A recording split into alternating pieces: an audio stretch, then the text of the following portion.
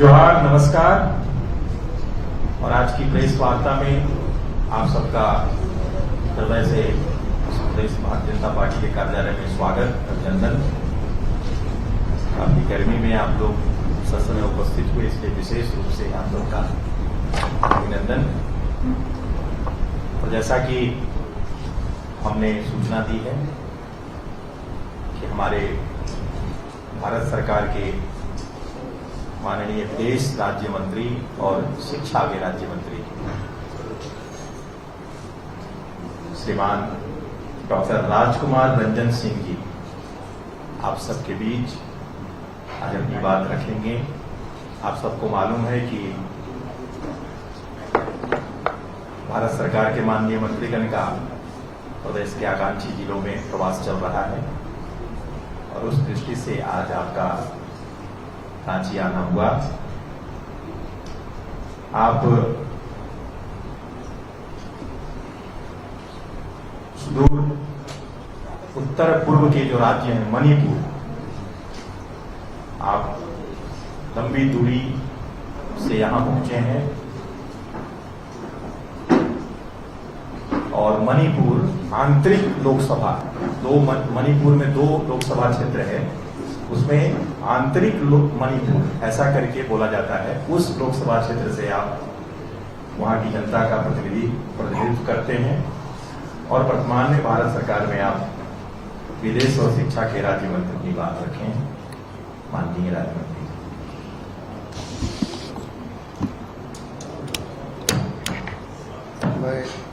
मैं पहले सभी प्रेस का मित्रों को नमस्कार और the leadership of prime minister Shri Narendra Modi ji और हमारा सरकार का सबसे बड़ा उद्देश्य तो यही है, हमारा पॉलिटिक्स, बीजेपी का पॉलिटिक्स तो डेवलपमेंट पॉलिटिक्स है।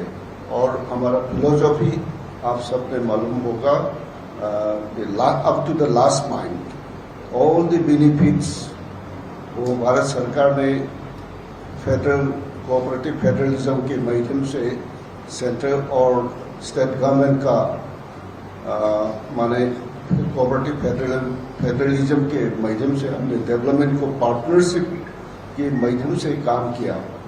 तो प्राइम मिनिस्टर मोदी जी ने 2014 से अभी तक मैनी सोशल वेलफेयर स्कीम चला रहा है। उसके लिए सेंट्रल गवर्नमेंट से बहुत फंड स्टेट को रिलीज कर रहा है। वहाँ में डिफरेंट इश्यूज में पानी की हो, हेल्थ की हो, एजुकेशन की हो, रोड नेटवर्क की हो और सबका कॉमन पीपल का क्या क्या जरूरत है, क्या कमी है, उसको इक्वल स्टेटस में लाने के लिए कोई प्लानिंग एंड एडमिनिस्ट्रेशन चल रहा है। उसी के माध्यम से हमको छत्तीसगढ़ में माने झारखंड में पार्टिकुलरली सिंहभूम में मेरा दायित्व है, वो क्या काम कंप्लीट हुआ है और लास्ट माइल को माने प्रजा को, पीपल्स को, नागरिक को हमारा सरकार की डेवलपमेंट पॉलिसी से क्या क्या सुविधा मिला है, हाउसिंग के लिए कितना हाउसिंग मिला है और हर घर जल के लिए कितना पानी दे रहा है और हेल्थ सेक्टर में कैसा है, कोविड के समय में हमारा ऑक्सीजन प्लांट कैसा है, वो फ्री पीडीएस आइटम दिया है, वो सब हमारा प्रजा को और नागरिक को मिला है और नहीं है, उसको दिल से देखने के लिए हम इसकी यात्रा कर रहा है। और फिर भी क्या हुआ, मेरा डिफिकल्टीज तो ऐसा ही है। कल तक मैं मणिपुर में था और उसी में दिशा का मीटिंग चल रहा था। हमारा 3 डिस्ट्रिक्ट तो मेरा के अंदर में है, तो 2 डिस्ट्रिक्ट में कल तक दिशा का मीटिंग, डिस्ट्रिक्ट मॉनिटरिंग का काम माने मीटिंग हो रहा है। उसके बाद शाम के फ्लाइट से यहाँ आता है, इसलिए तो अंधेरा में यहाँ आता है। क्या क्या है तो मैं देखने के लिए सुविधा तो थोड़ा कम है। फिर भी आपका यहाँ में रांची में मैं सिंगभूम तो नहीं गया, तो रांची के डीसी ऑफिस में क्या क्या चल रहा है रांची डिस्ट्रिक्ट में और सिंगभूम में। सिंगभूम के लिए कल वर्चुअल से दिल्ली से मैं सिंगभूम के डिस्ट्रिक्ट अथॉरिटी को वर्चुअल से मीटिंग होगा और क्या अचीवमेंट होगा तो मैं मालूम पड़ेगा और मेरा प्रश्न भी पूछेगा वो लोग को, और ऐसा करने के लिए आया था। फिर भी यहाँ में एजुकेशन सेक्टर में आज सुबह मेरे को बताया तो क्लास 1 से 6 तक स्कूल से ड्रॉप आउट का स्टूडेंट ज़्यादा है। उसके कारण क्या है वो तो हम मालूम करना चाहिए, इसलिए मैं डिस्ट्रिक्ट अथॉरिटी को पूछा। उसका अलग अलग लड़की का क्या कितना, लड़का का कितना और लड़की का क्या समस्या है स्कूल से ड्रॉप आउट करने के लिए, और लड़का के कोई कारण है तो फाइंड आउट करेगा। उसके बाद हमारा नेशनल एजुकेशन पॉलिसी के माने प्रिंसिपल बहुत है ड्रॉप आउट को फिर लेने का, और work condition different work condition में एजुकेशन को सबको देने के लिए हमारे सब स्टैंडर्ड को सब सुविधा को एक साथ में थ्रू आउट द कंट्री को देने के लिए हम एजुकेशन पॉलिसी में ऐसा बनाया। और फिर हमारा प्रिंसिपल आप सब लोगों ने मालूम होगा, सबके साथ सबके विकास, सबके विश्वास, एंड लास्ट वन इज सबका प्रयास। वो सब all these achievement should be perform completely 100% achievement होने तो सबका प्रयास चाहिए। इसलिए मैं मेरा बीजेपी के सब फैमिली के साथ हम ठीक से काम कर रहा है, और सब पब्लिक को भी मैंने ऐसा रिक्वेस्ट करना चाहिए। मोदी जी के सरकार प्रजा के लिए है और सब सुविधा तो लास्ट माइल तक पहुंचने का हम बराबर लड़ाई कर रहा है, उसको अचीव करने के लिए आप सब लोग का समर्थन चाहिए और सपोर्ट चाहिए।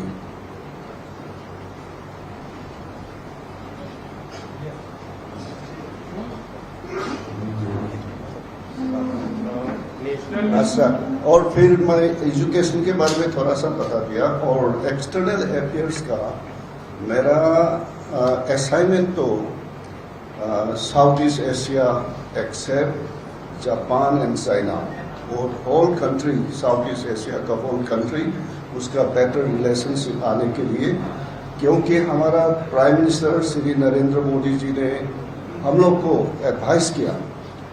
हमारा विदेश नीति में हमारा नाइबर को पड़ोस को पहले हमारे फास्ट उसके नाइबरिंग को फास्ट प्रायोरिटी देना है।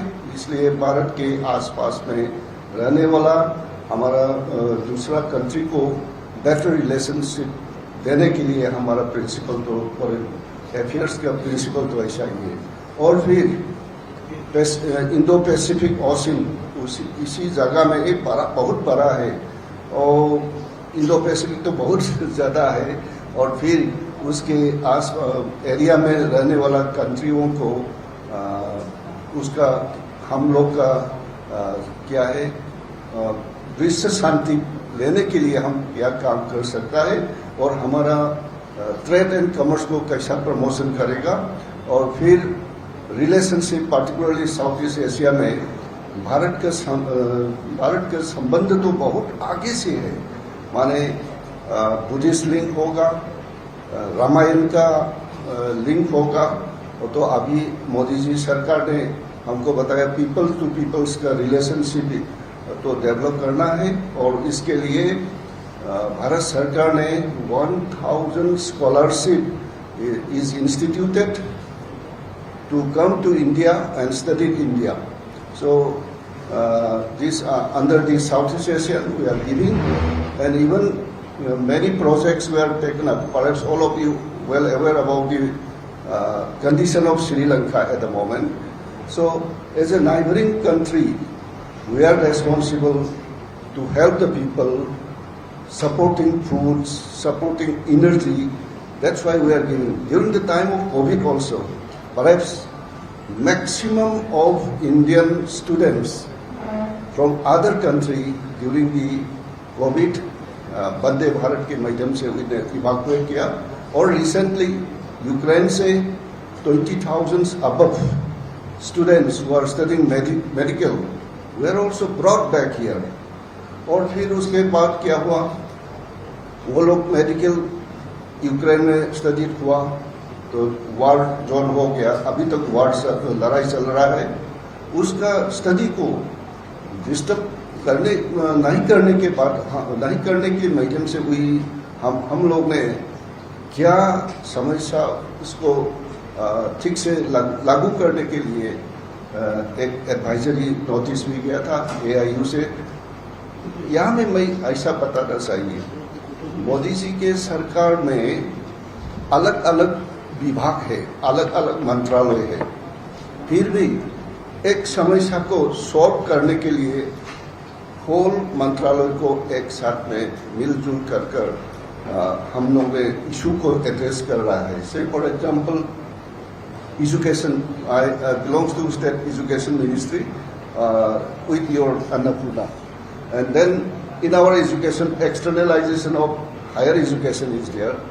यहाँ झारखंड में कोई एजुकेशनल इंस्टीट्यूशन either IIMs और NIT और IIT और मेडिकल कॉलेज होगा तो वर्ल्ड स्टैंडर्ड रैंक को उसके अंदर में आने के तैयार करना चाहिए। आने के बाद बाहर का सबसे अच्छा वाला इंस्टीट्यूशन को इसका मेमोरेंडम ऑफ अंडरस्टैंडिंग बनाने के बाद यहाँ को अच्छा वाला विश्व के यूनिवर्सिटी को इंस्टीट्यूशन को झारखंड में लेकर हम उसके सुविधा ले सकता है। और फिर हम लोग के माइंड में क्या है, पूरा दुनिया के पहले the first university was located in India, Takshashila, and in Nalanda university है। उसी समय में कम से कम 10,000 students all over the world are sitting in Nalanda. But that kind of civilization was destroyed by our foreign invaders. Now we are trying to, under the regimes of Modi, to make it revibrate, and with all this, the vibrancy of systems, we are implementing our National Education Policy 2020. Through this, we are trying to make India as a Vishwa Guru, and so knowledge country. The best knowledge society will be in India. That's why National Education Policy and the External Affairs